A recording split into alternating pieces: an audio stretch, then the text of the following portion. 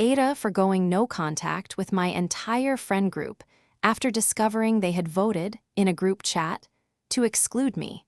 I had been friends with the same group for 9 years. Last month, someone added me to a group chat by accident. The chat was called Without Jess. It had been active for 11 months. The most recent messages were a vote on whether to invite me to the upcoming holiday. I want to be honest about something. I have read those messages more times than I should have. I know the content of them completely. I am going to have to be selective about what I share here because some of what was said is genuinely too painful to put into a public format, and some of it would identify people I haven't named. The group is 6 people.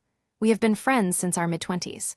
We have been through relationships, breakups, bereavements, career changes, children, and the kinds of life events that bond people, or that I believed bonded people. The group chat, which I was added to by accident when someone who was creating a different chat selected my name from their contacts, had been running for 11 months. 11 months. Over that time, they had discussed my relationship, which they described as a lot to manage, and had debated whether to say something to me about it.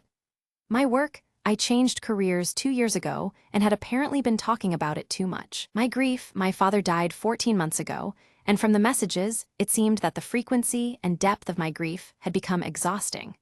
The most recent messages were a formal vote about whether to invite me on their annual trip.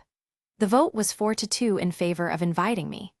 The 2 who voted to include me had argued not that they wanted me there, but that excluding me outright was too cruel and would cause drama. I was being charitably included in my friend group's annual trip by a margin of 2 votes, and the 2 people who voted for me had done so to avoid the inconvenience of the scene that would follow if they didn't.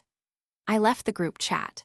Then I composed 9 individual messages, 1 to each person in the group, plus 1 to the person who had added me accidentally, explaining exactly what I had seen and exactly what I was choosing to do, which was nothing. I was not asking for explanations. I was not inviting responses.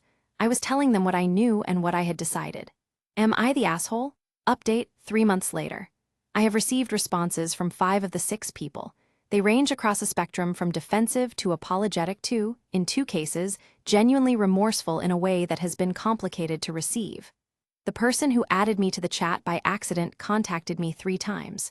She apologized. She said she had been the one who voted yes to invite me not for social convenience reasons, but because she had wanted me there, and that she had said things in that chat that she was ashamed of. I believe her on both counts. I have met her for coffee once. Once. We are not back to where we were.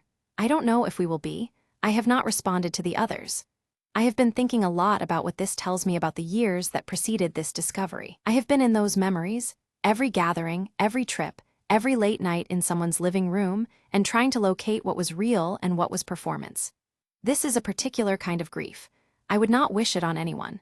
What I keep coming back to is this. 6 people had an active conversation about me that they were willing to carry for 11 months without anyone deciding to say any of it to my face. The vote to include me was not kindness. It was conflict avoidance. I would rather have 4-2 against me than 4-2 in favor of me for those reasons. I am building something smaller and quieter. I trust less. I am not sure yet if that is damage or wisdom. Perhaps both. NTA or ITA, could you have forgiven any of them? Comment below.